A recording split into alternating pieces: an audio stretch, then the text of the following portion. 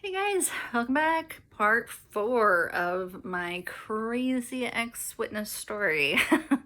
um, so, um, uh, in the last video, we kind of left off with my dad and my stepmom being disfellowshipped for being Aiken and Aiken's wife. Um, so, at this point, I was still shunning my mother. Oh, I was so angry at her. I blamed her for all of this. I didn't talk to her. I didn't go see her. Um, so we were in this new congregation, which was the congregation that my step brother and my stepsister had grown up in. So it was like their home. They were really comfortable there. But I was very uncomfortable.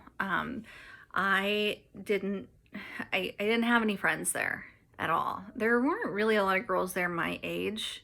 And I mean there weren't like a ton of girls my age at my old congregation either, but I still knew all the adults, and they were all kind of like grandparents and aunts and uncles to me, so I was very happy there. But I didn't know or trust anybody at this congregation, and I was very clingy to my dad, so I would, usually just cling onto his arm and hide my face. so, I didn't like the kids that were my age there. In fact, I don't recall really ever liking witness kids anywhere. I They were always just fake and obnoxious, and I felt like they were stupid, but that's not fair. They were being indoctrinated into a cult just like I was. I was no better. But yeah, so I was just really, really unhappy in this new congregation. My cats are very, very upset that they're not being allowed to be in this. This is why I never record videos at home, because these cats will not let me do anything.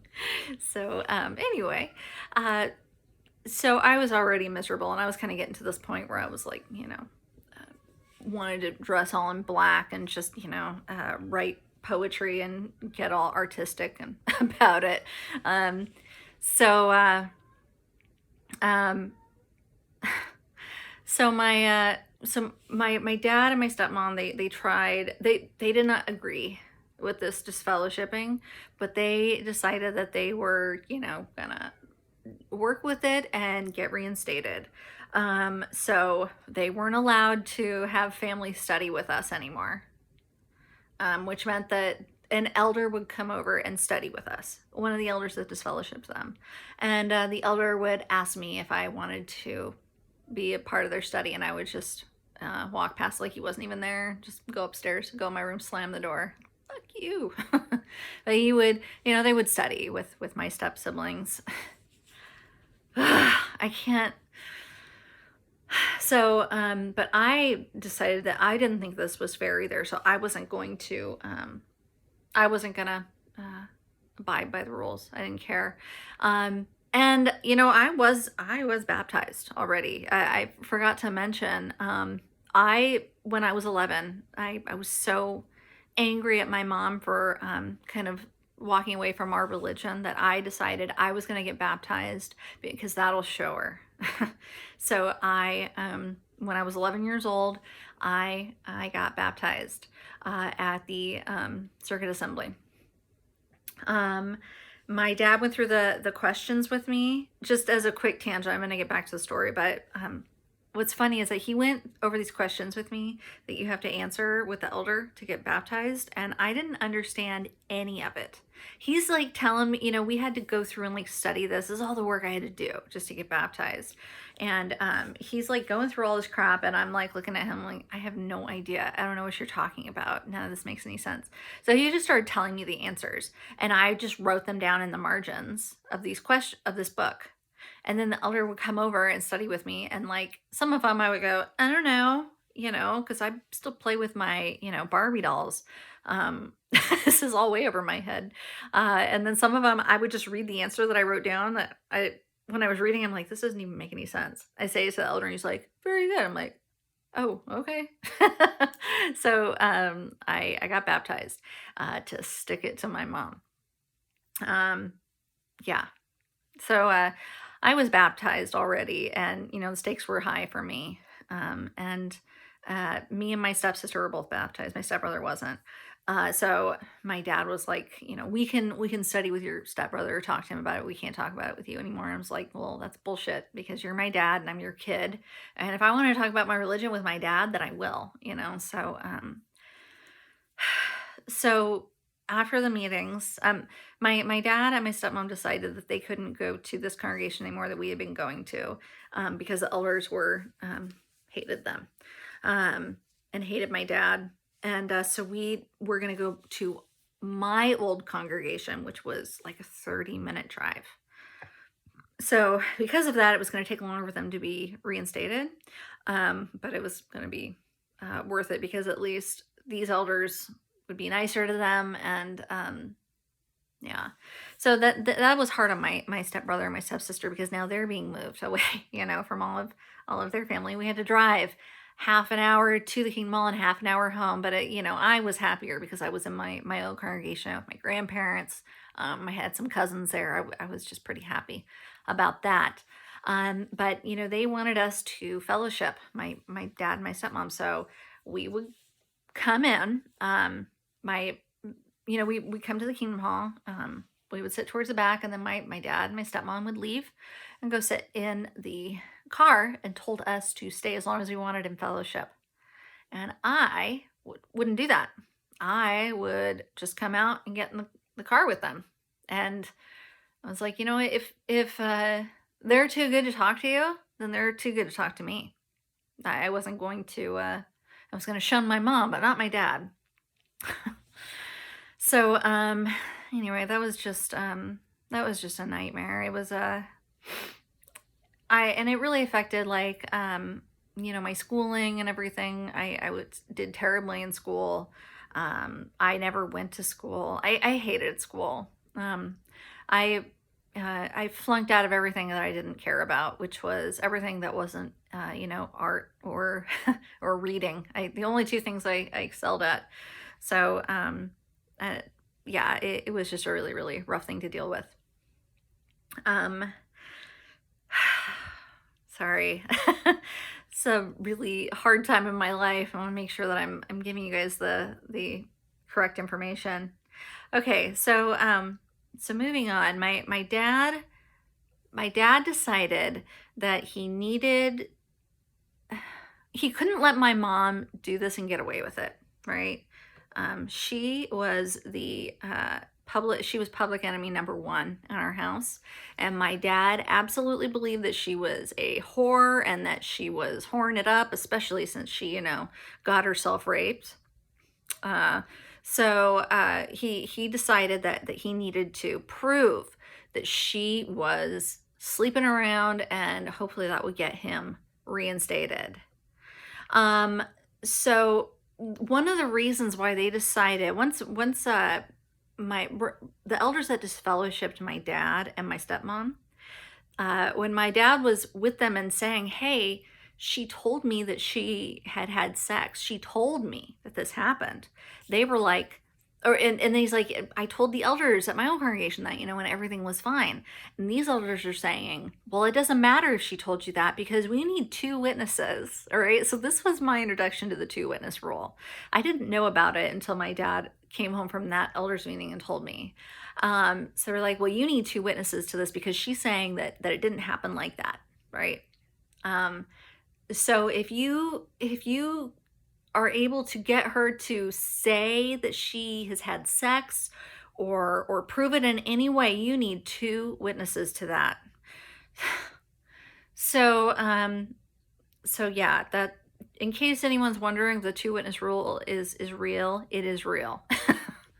So that's how it impacted my life. So my dad decided that he was going to prove it. He was going to prove that he was free to get remarried. So he had his video camera. Remember one of those big ones, these that you had to put on your shoulder because they were so huge. Got his video camera, got in his van, his minivan, and was going to sit outside of her apartment all night and videotape the front door and wait for a man to come out. As his second witness, he brought my grandmother, his mom, and me. 12 years old. So, and you know what? I wanted to go. It's not like he forced me to. He was going to go, and he was iffy about when I said, "Oh, I want to go with you." He was iffy about that, but I was the only one who knew where she lived because of my mom and dad's situation and their relationship.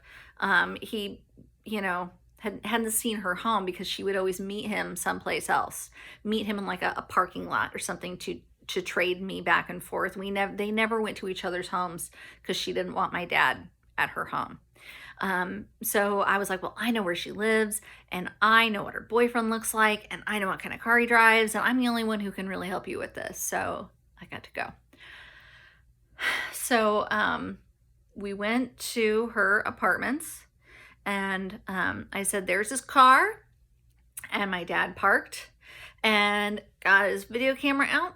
And we, the three of us, sat in the car all night and chatted and laughed and had a good time. And my dad videotaped the front door. And he also would like turn the camera and say, like, okay, so I'm here. Here's my mom. She's here. And here's my daughter. And I'm in the backseat waving. So we did get him coming out of her house the next day. And my dad videotaped it. He was so happy. All three of us were just elated. My dad can get reinstated now. Right? So, so he gave that video to one of the elders. But what my dad didn't realize was that on this tape that he had taped my mom's boyfriend coming at, I mean, can we just stop for a second, actually? Let's stop for a second and just think about how creepy that is. Okay? Like, how creepy is it to have your ex-husband with your ex-mother-in-law and your daughter sit outside of your apartment all night and videotape your front door? How fucking creepy is that? Needless to say, when my mom found out that this had happened, she got a restraining order against my dad, and I don't blame her. So anyway, the tape that he had done this on, he gave it to the elders, and on that tape was also a big party that my family had, my dad's family. Now, my dad's family basically was the family of the congregation that I grew up in, our first congregation, because my grandfather was a presiding overseer, and all of my like uncles and extended family uncles were elders and pioneers, and you know, they basically ran this congregation. We were the family to be in this congregation. And so we had gone out to the beach in Oregon. The whole family, there's probably like 20 or 30 people, and rented like a bunch of condos, and our family just sat together and laughed and had a good time and drank way too much and got way too crazy while us kids were like down the beach and everything. It was a lot of fun. I had a nice time. But they got hammered because my family loves to drink. They are definitely alcoholics. They got hammered, and they videotaped this entire party. Just so dumb, right? But they videotaped the whole thing for some reason. And my dad and my uncle were like making fun of some of the people in the congregation and talking shit about some people, and you know, it was all for laughs and jokes, but it looked really bad. It looked really bad. And us kids were also kind of like in and out, you know, so we saw the whole thing. I don't remember seeing anything too terrible, but yeah, they were hammered and they were being, you know, stuck up assholes, because that's what the family in the congregation, they're always stuck up assholes. So anyway, the elders, once they saw this part of my dad being a total creepazoid, videotaping his ex-wife's apartment, they just continued to watch it, and they watched the whole thing, and then they were really mad. And subsequently, all of the people in my family, all the men had to step down as elders, and ministerial servants, they all had to step down, and my grandfather had to step down as the presiding overseer of the hall. Everyone got removed. So that backfired on my dad spectacularly. It was just, couldn't have been worse. It's so stupid. So anyway, that was kind of my introduction to the two witness rule and just all that nonsense. Excuse me. So my stepmom was reinstated fairly quickly. I don't think it was too long, but my dad had to wait a little bit longer. God, it was a while. So we're getting to a point where I'm about 14. I was kind of was a little awkward and kind of going, puberty was hard on me.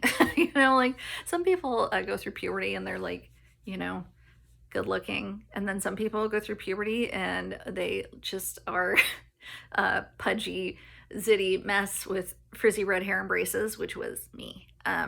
So I was just really miserable, and it had been a while since I had been close to my mom, and I was kind of getting to a point where I was curious, especially since at that time in a girl's life, you just really need your mom. I know that my stepmom tried, but she is really disingenuous, and I just don't trust her, and I've never been able to trust her. And my grandma is my grandma, so I really, really needed my mother. So I did start to get kind of curious, and I started calling her on the phone. She was very happy to talk to me and have a little bit more of a relationship, and I was kind of over being mad at her for not being a witness and divorcing my dad, and I was really, really unhappy at home. I was my dad has a terrible temper, which I guess isn't surprising since he was so abusive to my mom. So when he would get mad, he would yell a lot. I got yelled at a lot, and he would throw things. It was kind of like trying to scare you, kind of like how he had driven crazy with my mom in the car when she would make him mad. It's like a fear, trying to instill fear in you. So if he was mad at me, he would come in, scream, and pick something of mine up and like toss it at a wall. So I knew about my dad's temper, and he would do a lot of these like family yell sessions, right? So my stepmom would be upset with us kids for something, and he would get all three of us, scream at us to come down here and sit on the couch, and he'd stand over us and scream at us about we're not cleaning enough, or we're not, we're doing the stupid crap that kids do, but he would absolutely berate us, and with holding a Bible, so to pound that. You want to talk about about a Bible thumper, getting hit over the head with a Bible. Every time I was yelled at by him for anything, it was always like some biblical reason why it was okay for him to act this way. And how this wasn't just us being like lazy teenagers. It was sinful against God. It's yeah, way to escalate things. So my stepsister would mouth off. She would mouth back at him. And she would sometimes hit him with a dose of his own medicine of being more logical than he was, which would make him so much angrier. And I knew to just be quiet, just sit there, hold your head down, listen to everything he has to say, agree with everything he says, and apologize, and then and it'll be over quicker. So I knew that, but she didn't know that. She didn't really care. She's kind of a spitfire. So they would go rounds, and he would yell at her for yelling or for arguing with him, and then he would yell at me for just sitting there like a bump on a log, right? And we couldn't win. Anyway, yeah, my dad's temper. So around this time, I got a crush. I know, it's about to get bad. So I got a crush on a boy who was a witness, who lived in another state. He lived thousands of miles away. And I had little boyfriends here and there at school. Nothing too serious. Obviously, I was just a little kid, So I think I had 2 boyfriends. One was at the Kingdom Hall, and with this boy who was literally the only boy that was about my age. So it was like, oh, you and me are gonna get married, right? Because we're the same age and it's just us. So so get ready, because in a few years we're definitely gonna get married. So I always thought I was gonna marry him. I really thought I was. I'm so glad that didn't happen. So he had been my little boyfriend for a while, and then there was a little boyfriend at school that I had lived down the street. Just, silly stuff. But I was about 14 this time, and I got a boyfriend who lived very far away. He lived by my cousin. A cousin. My cousin's in Missouri. My mom's family.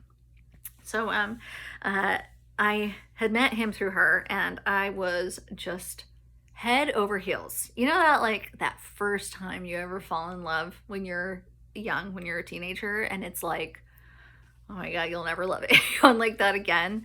Like a destructive level of being in love. Well, that was me. And I was obsessed with this kid. I don't even know why. I mean, looking back on it, he had nothing in common with me, and he was such a bumpkin, and but he showed me a lot of attention, and I think because I had such a low self-esteem for being, like, my stepsister was so pretty and thin, and I was chunky, and I didn't get teased, but I looked a lot like my mom and her side of the family, and my dad and his side of the family were like thin, good-looking people, and a lot of people on my mom's side of the family are very there's a lot of obesity and just heavier people, and my dad liked to talk about that a lot, just about how, he was a very looks-oriented person, so it was all about how you look, and he used to make fun of my mom and her family all the time for being fat or whatever, and then I was surrounded by perfect Barbie doll people, but I wasn't like that, and my self-esteem was just in the trash. So this boy giving me attention was just, oh my God, I was head over heels. So I went out there a couple of times for like summer vacation and stuff, and stay with my cousins, and I made out with this boy, and looking back on it now, it was the most awkward, weird, just stupid thing ever, and not even like enjoyable. But we didn't really do anything. We were just little kids, and we were witness kids. So this was the first time I had done anything like that, and I think for him too, and I'm not sure. But it was so weird and stupid and embarrassing now that I look back on it. So anyway, my dad found out about that because one of the things that he liked to do when I would go to school is he would dig through all of my stuff. And he read, I kept a diary, which I never should have done. Don't do that. Don't ever keep a diary because someone's going to read it. Something I learned. So I wrote down all this stuff. Oh, I was so in love, blah, blah, blah, blah. And we did all these things, we like, I don't even really want to say exactly what we did, but it was completely like clothes on kind of, stuff. Stupid. So he found out about all that by reading my diary. He also would like go through my room and find like notes that me and my little girlfriends at school were passing each other and read them. And whatever I was in trouble for, when I came home, it would be, we had this little bench by the front door, and where you'd like sit to put your shoes on. Everything that he had found hidden in my room that day would be on that bench. So when I opened the door and came in the house, I would be looking right at everything that I was about to be in trouble for. So it was like psychological torture for a couple of hours, and then he would call me into his office, and I would have to come in, sit in the chair in the middle of the room, and he would get out a Bible, and he would scream at me about all of this stuff. Like my notes from my friends, he would read them at me, and like make fun of me, kind of like teasing me, It was just so invasive and so mean. Just mean. He's a mean man. And